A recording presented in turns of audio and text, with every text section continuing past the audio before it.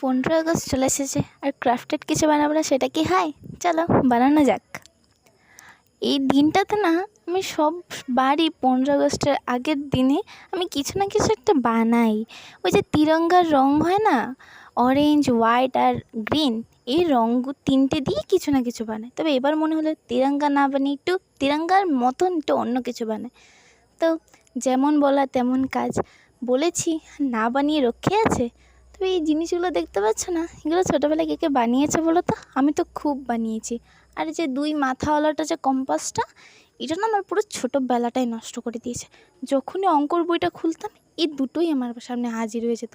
এর জন্য যে কত বকা খেয়েছি তার হিসেব নেই। তো দেখো, কথা বলতে বলতে আমার সেই ক্রাফট কিন্তু হয়ে গেছে প্রায়। এবার একটা ছোট্ট লিটিল একটা বেবি এঁকে নিলাম। আসলে একটা বেবি হয়নি, তাও বেবিই বললাম।